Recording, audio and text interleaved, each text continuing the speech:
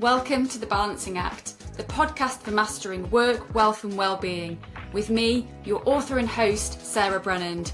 Here we explore conversations, insights and expert advice through the lens of what truly drives high performance and sustainable success, aligning your money and mission, strengthening your mental and physical health, and creating a more intentional work-life balance. Each week, I'm joined by leaders, professionals and specialists who share how they navigate their own balancing act, along with practical tools and strategies that you can apply in yours.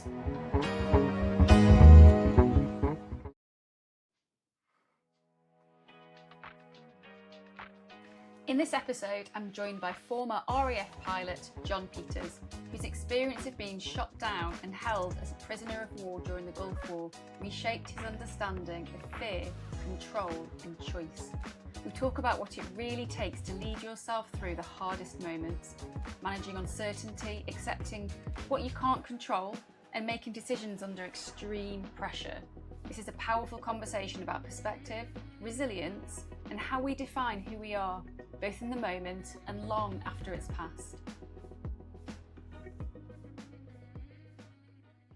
So welcome, John. It's brilliant to have you here and with me today. I think your story is one that many people will know about from the headlines, but I think the depth of it in terms of mindset, reflection, personal journey beneath those events is something that perhaps not everybody has been able to hear from you directly yourself.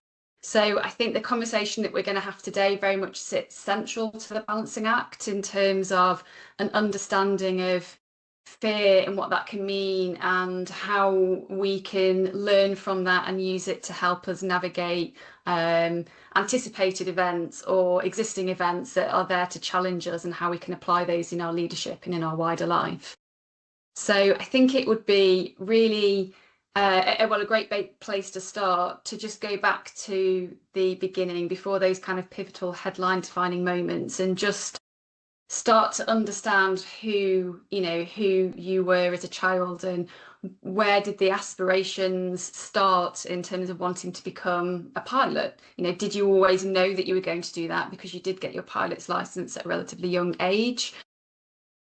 Where did your story begin? I don't come from a military family, albeit my grandfather was involved in D-Day, he says. And my parents did do national service, but most people back in that generation did national service. So I don't particularly come from a military family, nor do I really have aviation in my family. I do not know what tweaked my desire, and I will say desire, passion. I cannot remember ever not wanting to be a pilot. So when you say what sparked it, because I wanted to be a pilot, I remember one of the pivotal books I read, Reach for the Sky, and I did think Douglas Bader was amazing. And something, and this is dangerous when you're talking about military aircraft, but the elitism, the glamour, dare I say, of the few, and the heroism, and etc. So I was inspired by that, and that made me want to be a pilot. I did CCS at school. Combined cadet force, did the Air Force section, and I basically just wanted to fly pointy jets, to be honest, and go fast. And I like the impossibility of it, and so few people get through. So yes, I did test in advance, got a flying scholarship through the Air Force, so I had my flying license at 17. I didn't learn to fly until I didn't learn to drive until I was 20. And then I was sponsored through university on a university air squadron and into the standard Air Force system, officer training, flying training through to my childhood dream. And you mentioned there about the kind of drawn to the impossibility of it. So is that a characteristic that you feel you've always had? Do you still have that at the moment? See, I would say no. I would say no. I would say I'm relatively languid and stuff like that because I see all these amazing people in my life who kind of climb Everest because it's there and, walk 10 days without sleep. And you go, well, I'd just give up. I wouldn't do that. But probably my wife, Helen, would probably say, not being truly honest. I like challenges, yes, but I'm absolutely not one of these people who absolutely drive for the impossible. Mm-hmm. And have in the earlier part of your career, do you feel at that point that you were in terms of balance and approach to life, was it very career focused? Did you feel like you were, aware of other elements of your life, kind of lifestyle, health, fitness? How linear was your career design? Oh, I conform, and when you say the balancing act, yes, I was very focused. I've always been on fitness, but on flying, I was very focused because you have to be to succeed in that world. I found up until I joined the Air Force, I found most things relatively easy. I've never been the best at anything, but I'm not bad at anything. And so I'm relatively intelligent, but not really bright, relatively good at sport, not fantastic at sport, but put them all those together. What I liked about flying and on equal measure, absolutely hated. I hated flying training. I loved for flying, but the pressure is like having a car test every day of your life. Is the fact that had I just continued like becoming a lawyer, for sake of argument, I could read and write and present an argument. Doesn't mean I was necessarily good at it, but I could do that.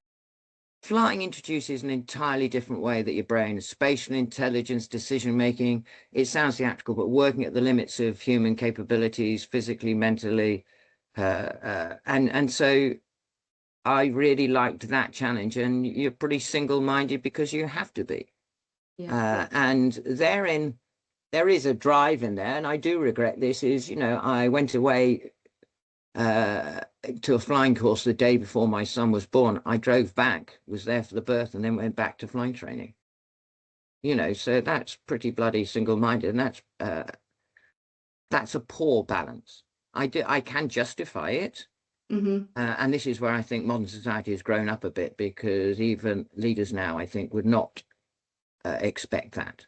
But I had a sense of compliance, I suppose, that you had to do that because flying was everything. Is that something you would go back and do again? Yes, I'd delay the flying course. That's not what you should do, but that's a life lesson that you learn through lived experience. And do you think kind of society, and you kind of mentioned a few bits there, do you think we have changed such that you wouldn't have felt that or you wouldn't now feel that you have to? In a whole sense, I think men have been allowed to be less. We, I think, we have a greater sense of how organizations should be, and it's not just about the classic old style boss, you do this until I tell you to do this. So I think how it's changed is, I think I joined a career where I joined my parents' work life, whereas now I think the older people now are joining our children's workplace. What I mean, it's flipped. We used to have hierarchical organizations where all the leaders made the decisions were at the higher level, whereas now with the technology and how society's changed is now actually why would someone who's young and really computer literate need someone like me? For all the lived experience, you go, yes, but is my lived experience relevant? And I think that's the real, if you say balancing act for one is when you get older, is we have to move into the new world, not whereas I think during the 20th century we had to people moved into the old world. I think there's always a rhetoric and there's always and I think we recognize it when we get there, the value of learning from people who have done that life stage before us. Although the landscape might change, although the political structures, although the way businesses work might change, I think there's a huge value from learning from those who have done the life stage, that we are coming up to, in terms of the experiences and how you feel at that age and what you would have done differently, or the different values or the different thoughts that you have on legacy. I think people at an earlier part of their career can be more about career growth and needing to create and provide.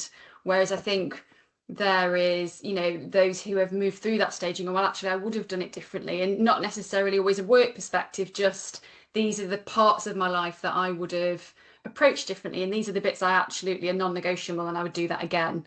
And I think, you know, you don't know what you don't know. So I think unless you do ask and listen to people who have different experiences, or who have done a life stage already that you're coming up to, or who have had experience in an industry or transferable area, then you know more of what you didn't know, and therefore you can understand it and hopefully make better choices or ask better questions, to better prepare you for that as well. You know, that's kind of business strategy pulled into life strategy, isn't it? No, I totally agree.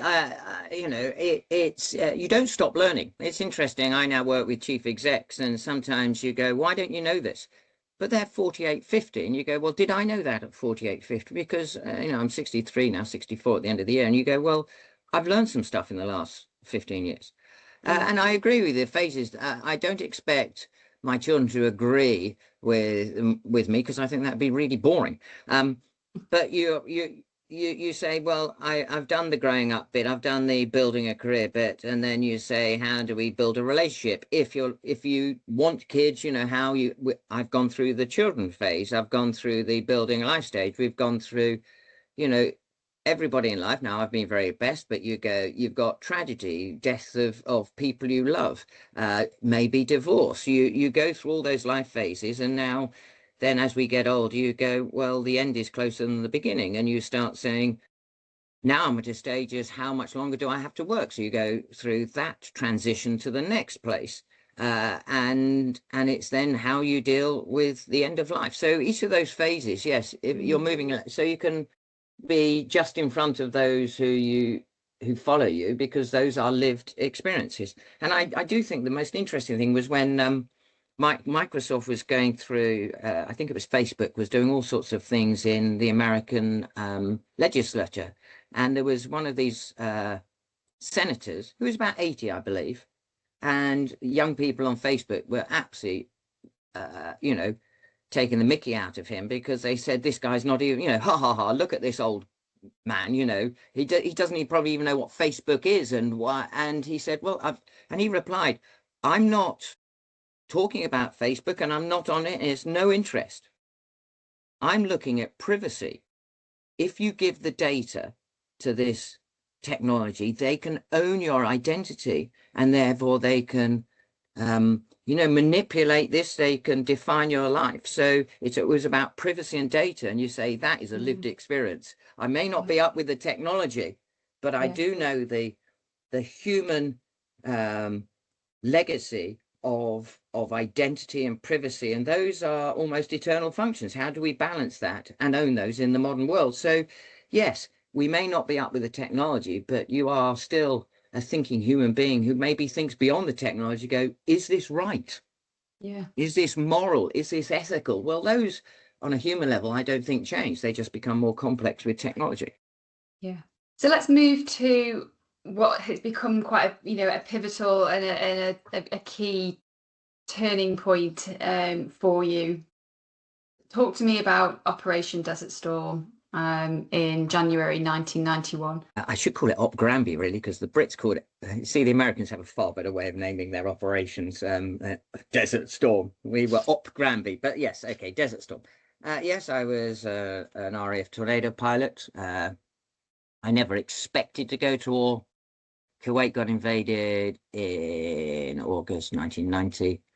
And because of the collapse of the Warsaw Pact and the Soviet bloc, that effectively meant that all the assets were able to be sent down to free Kuwait.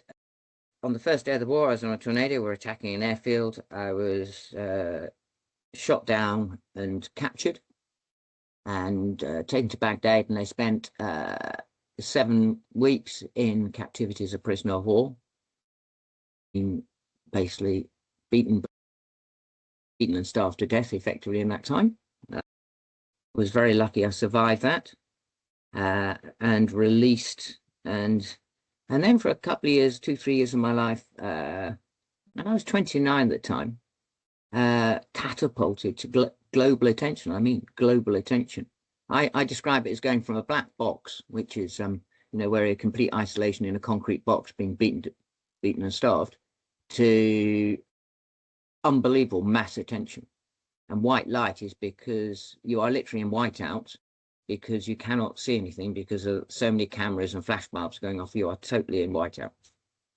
And then one day it stopped, and life carried on. So from that black box moment to white light, how did you, what you've said in just in a very short sentence, it encapsulates massive extremes in terms of what you've gone through, the emotions, the physical torture. How did you move yourself from being shot down all through that different emotional state? So day one, black box, being captured, prisoner of war.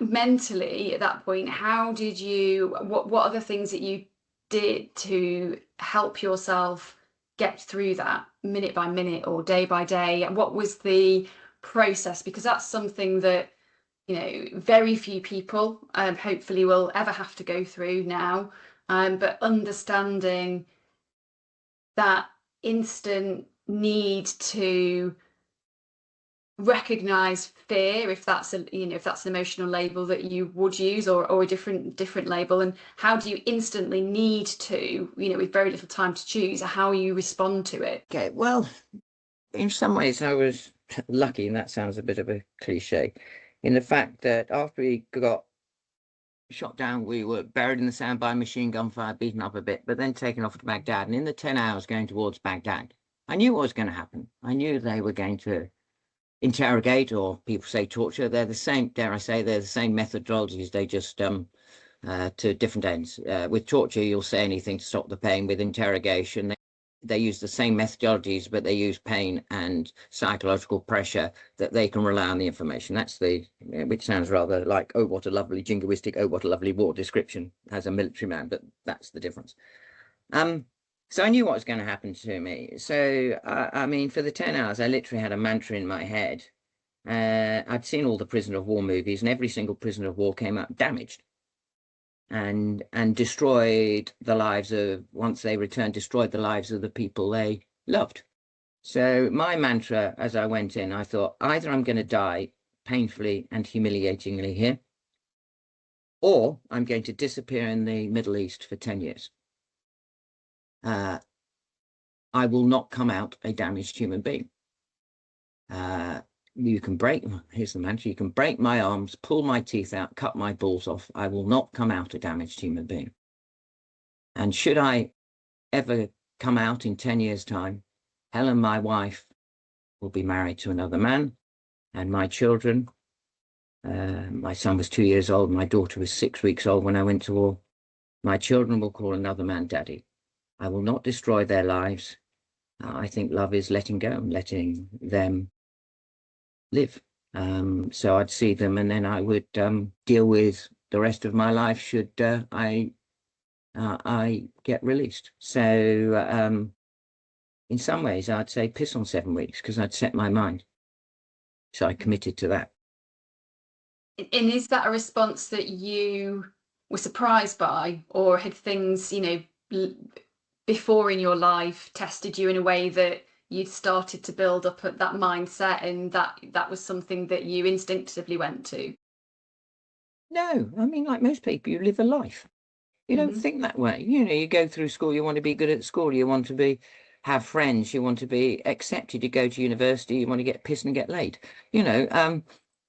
Sorry, meant to be a qualification, of course. It's about growing up and the excitement of flying. Of course you don't think that way, but all those, I know I'm being flippant, but all those things, you think how challenging. I mean, you're going to be GCSEs, but O levels, you think they're overwhelming. And then when you've done A levels, you think they're overwhelming. You think, why did I find O levels difficult? And each of these moments are huge in your life. Going to university and trying to re-establish yourself in it, they're all huge. So it's just to life presents you. And I was, I think I'm the adaptive. I do think I'm pretty good. I don't, you try and pick up what's happening and intelligently deal with it.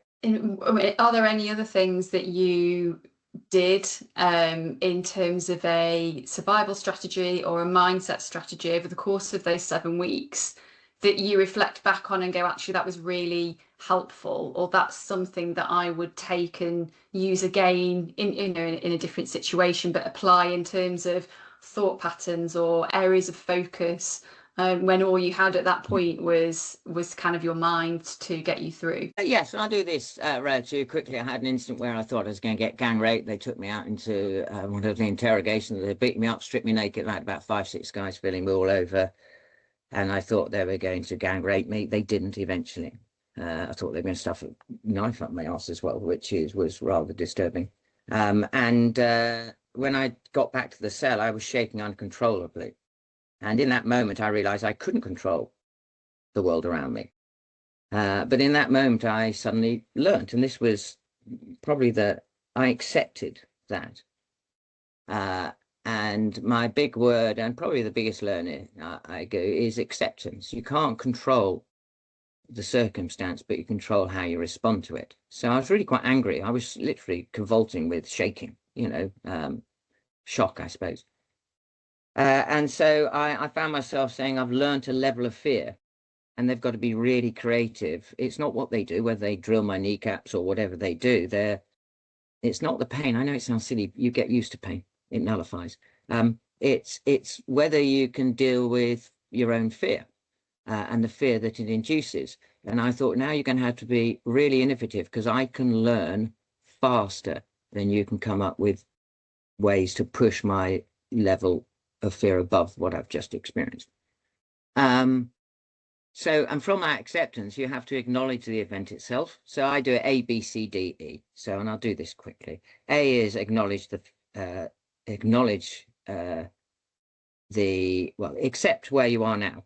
So how do you get to that place? You've got to acknowledge the event and literally name the emotions, frightened, disappointed in self, or frustrated, or angry, or terrified, and then actually forgive yourself.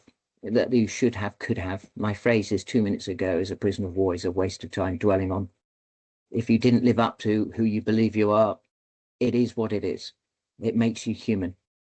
But and I'm not religious particularly, so forgive yourself, because you cannot accept where you are now until you forgive yourself for the things you did or did not do.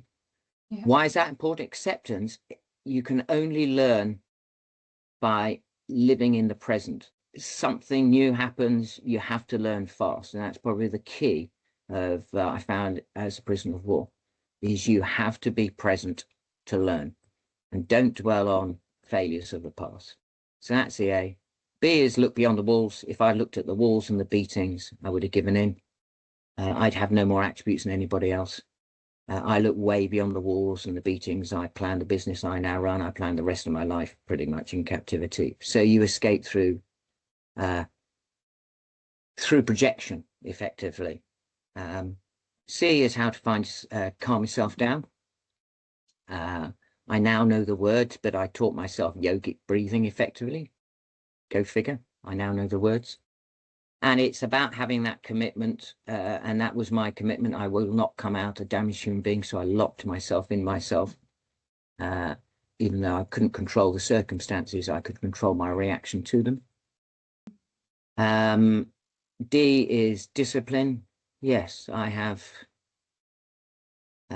knowledge now of how to be a prisoner of war. I didn't know what it was like to be a prisoner of war. So in that moment, you have to set up new rituals and apply them in a disciplined way, deliberate practice, whatever you call, and repeat them, that it becomes a behavior pattern.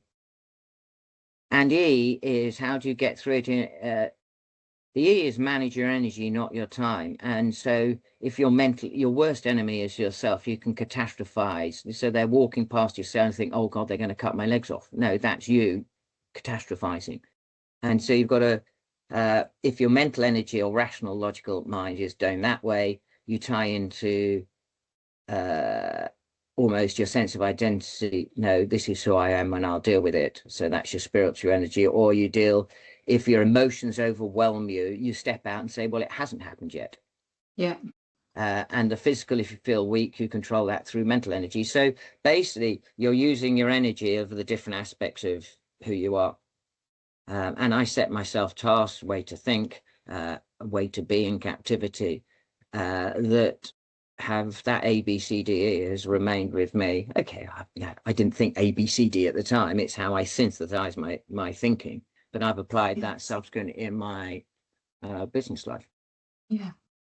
And it sounds there as well that I think there's, you know, in an emotional state or period of time, what you did instinctively was engage the rational part that made you question and put frameworks and, you know, constructs and periods of time. You talked about projecting into the future to get past, you know, looking beyond the walls.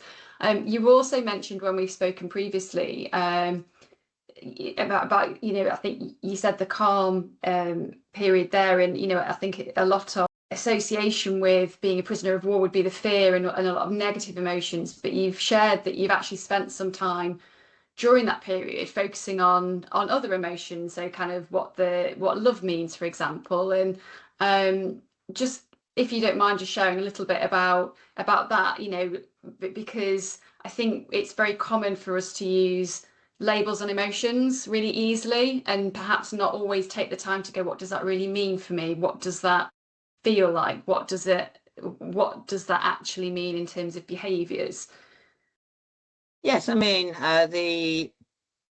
you know, they're obviously, the beatings don't happen all the time, but you are completely isolated. You're in solitary confinement. It's pitch black, 18 hours a day, semi-pitch, I suppose, for 6. And yes, you sit down and you think, and I dare I say, I think some days when you have a piece of potato in your cup of soup, because it's only a cup of soup, that's food for the day, and a piece of pita bread, that's food for the day. You know, that piece of potato, let's say in a very thin gruel soup, would provide, I would challenge most people, more motivation than if I gave you a top of the range Mercedes car. So you readjust life, and there's aspects where I had stunning days in captivity. It sounds rather paradoxical, but you go where you're sat there, and we have so much noise, and this is what I mean about energy management. We spread our energies across, you know, family, work, finance, house, entertainment, insurance policies, kids, everything, you know. Whereas there's a simplicity in captivity, no noise, no mobile phones, not that there were mobile phones then anyway in 91. No connection. You are completely isolated. And once you've covered the boredom bit and the classic, when you start to try and think, you've got to calm the monkey because you've forgotten how to think. But then it's like a meditative process. You start thinking, who am I before I die? And you go things like, do I love Helen? And Helen and I met at university, so we've been together 10 years. Which instantly just went, what do I understand by love? I spent 3 days on thinking about love. Do I believe in God? Is it Pavlov's dog, or is it a psychological construct, or is it a deity?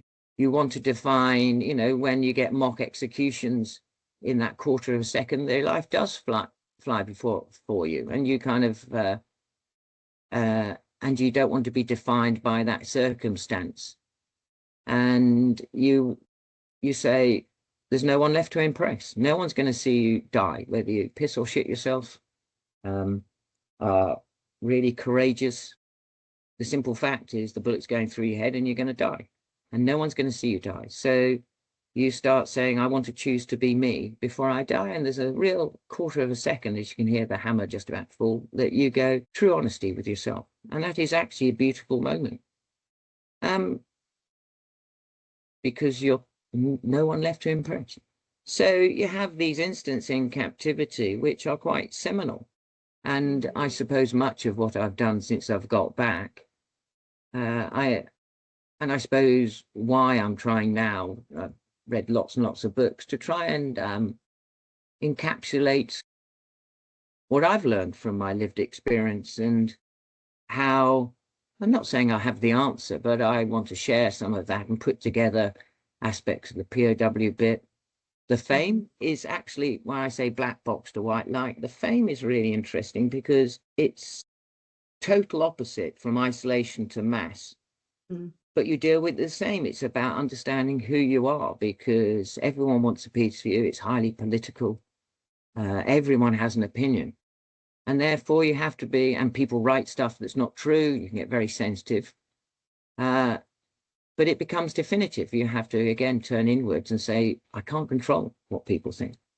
Yeah. I have to be true to what I know that I've done. Even if ultimately your reputation could be sullied, you have to be true to yourself. So there's a whole bunch of things in those experiences, which it sounds rather obscene, but I think in many respects I've been blessed by having that. And when you talked about the white light there, I think the fame is often attributed with, you know, an element of success, and there's a generalistic but a drive for people, you know, career ladder and business growth, and this element of success and people knowing about them.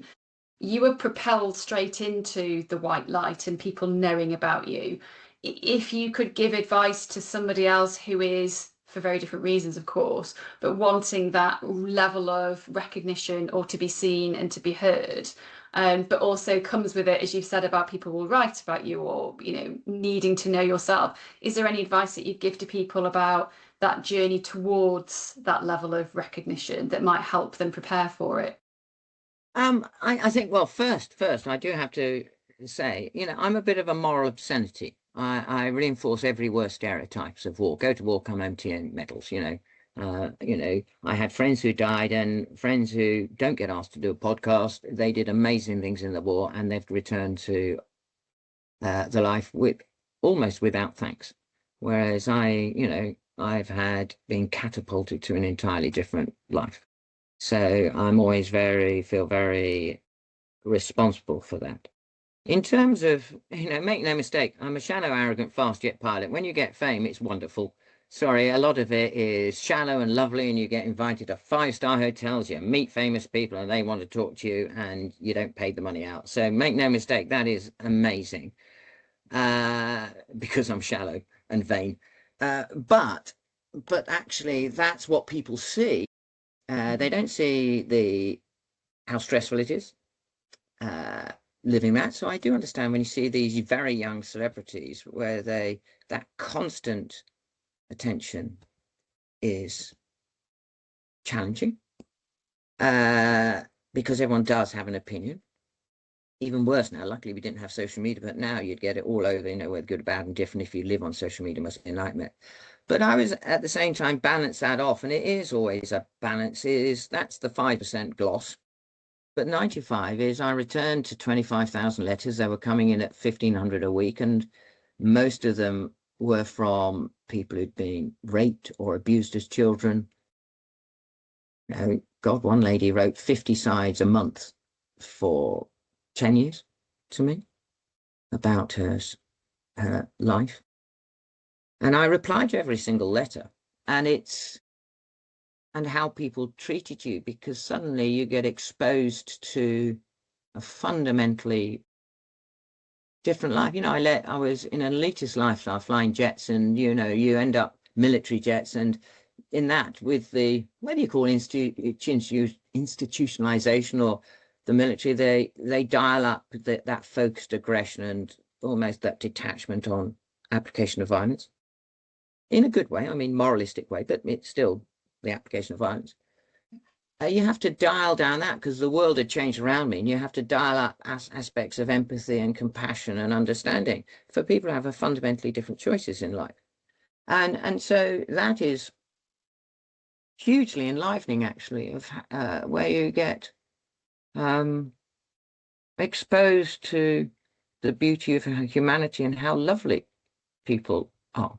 And I still don't quite understand why people treated me that way. I know the photograph or the television images played their part, but it was like a tsunami of emotion that was placed upon me. There's a responsibility there and an accountability. So What I suppose I would suggest, if anybody had that level of attention, is you must not believe the newspapers. You must not, enjoy the gloss, but don't live in the gloss. You need good friends who tell you you're an arsehole. You need to keep close the people who tell you the normal stuff that normal friends and people who love you tell you. And you have to not jump to every new shiny bit. You must hang on to yourself, because otherwise you try and make up stuff just to impress people and appease them. And that's the wrong way to go. And then if we can just move to the career that became after that initial white light, and you kind of, and then suddenly it stopped. But I know you also said about that projection and designing the career that you, in the business that you did create and do now have. So just tell us a bit about your business and what you do and how you help people and organizations globally now. Well, I left the Air Force. My last job in the Air Force was dealing with human factors. So how and why do high-performing people who are highly trained and tested and trained every day make the most basic errors? 60% of, back in the day, 60% of aviation accidents were caused by human error. An everyday incident, which is where it's not an accident, but you report where you made a mistake. Only 6% of human beings report they made a silly mistake. So you don't have to be a rocket scientist to understand that we're missing a whole load of information and that people fail. And what I found out, that most people, high performing people, blame themselves, whereas actually I had a raft of psychologists and in the ministry, and they it basically worked out that systems set up people to fail. No fifth system is perfect. I did an MBA, so because I didn't know the words of business. And from the experience of the Gulf, where I had some prisoners of war say, we trusted and believed in you that we could get through. And I said, I'm in a concrete box with a metal door being systematically beaten, starved to death. I could do nothing. They said, no, we trusted and believed in you. And so that started a stream of consciousness for me to explore leadership. So I now, and have done for the last 25 years, I thought I could become an airline pilot, but I don't want that. Can I live off my own wit? And I want to explore this. So I have given myself a year, and if it doesn't work, I'll be an airline pilot. And I've done it now, consultancy, looking at leadership, innovation, change, strategy, a lot of strategy, principally senior teams across sectors. I've flown around the world from Singapore to Africa. Again, I like that cultural difference. It challenges me. Europe and UK. I used to sell. I'm a professor of a Russian university. Used to sell, obviously no longer. And so that's what I do. And I'm currently in the throes of writing a book on leadership of the stuff I've learned, because I end up post-Gulf with these ideas, which I've had for years, but it raised more questions than it answered.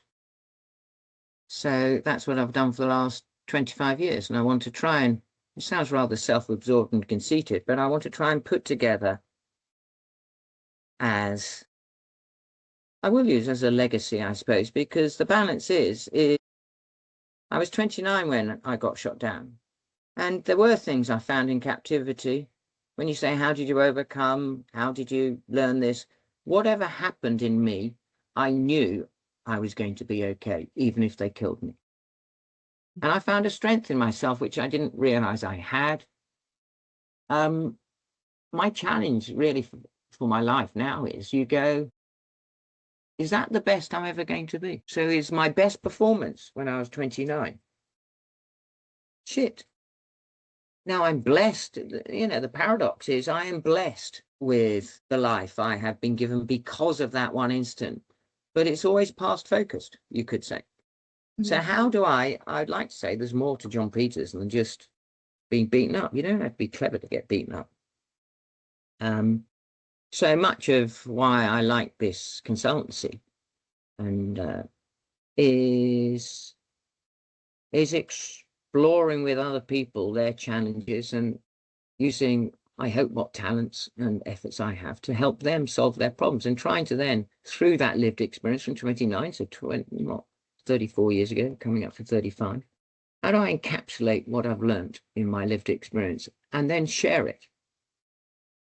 So that I don't expect another person to be a prisoner of war, but there are themes within, or necessarily have fame, nor the travel, but that is a gift that I would like to share, to actually at least register that I've learned something in my life from this eclectic experience, I suppose. So watch this space for new book coming out and the different work that you do within your business.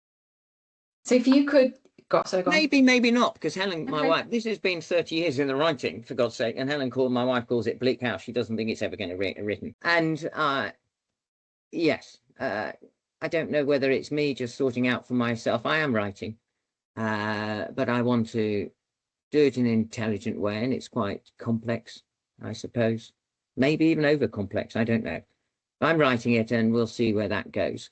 But then it's, at the same time, I'm at a stage of life where I don't want to be the fool to work my entire time. I've just put, the last 4 or 5 years, my relatives, we have longevity in our family, 4 or 5 into homes, and a couple of them have died now. And it's basically that Helen and I and my family can enjoy, our time until we get to that stage. I've got grandchildren now, which I love, and that's really, I suppose, the challenge over that. You started, what made you want to do it? Well, you start off being self-orientated, and then you have a family. But now, as you get older, I think the progress is, I don't really care too much now, although I say legacy and it sounds about self. Actually, as you get older, it's more, and my life is set now, pretty much. I get far more joy out of seeing the development and progress of my grandchildren and my children. So that's how I think you start off self-focused, very fighter piloty, I suppose, and now with age you mature. It's not about you. Yeah. It's about the people around you. So just to kind of conclude, what would be if you could just give one piece of advice to one of your grandchildren, the next generations that will come through, about from the things that you've done, from the things that you've experienced, from the lessons that you've learned and that lived experience, what advice would you give to them in terms of helping them to build a life or a career that really feels like a successful? First of all, in terms of failure, it's or lived experience. Lived experience are lessons. They're not life sentences. So don't dwell in the past. Past, it's been, it's gone. I'm not a person who lives in the past, actually. I'm trying to draw lessons out of it, but I don't live in the past. And it's just the joy of life and new experiences and growth. We grow, we develop. Don't stop learning. That's probably the biggest thing, that because the more we learn, the more choice we have. Because I think that's effectively what it means to be human, is, compared to every other animal, we've been given this amazing brain that we've been given. And it's exploring, and don't stay fixed to who or what you believe. Explore, because as you meet more people, as you travel more, meet people on tip, you go, wow, I spend my life impressed by others, not critical. So it's that whole idea of growth. It's learning. It's the speed at which you learn, the depth at which you want to explore, and sharing that experience and contribute. Basically, it's that contribution of your own lived experience that you can help others. Wonderful. Thank you very much. You've been listening to The Balancing Act for mastering work, wealth and well-being. You can head over to the website for further insight, links and resources related to this episode at www.balancing-act.co.uk, and remember to subscribe to catch all the new episodes as they're released.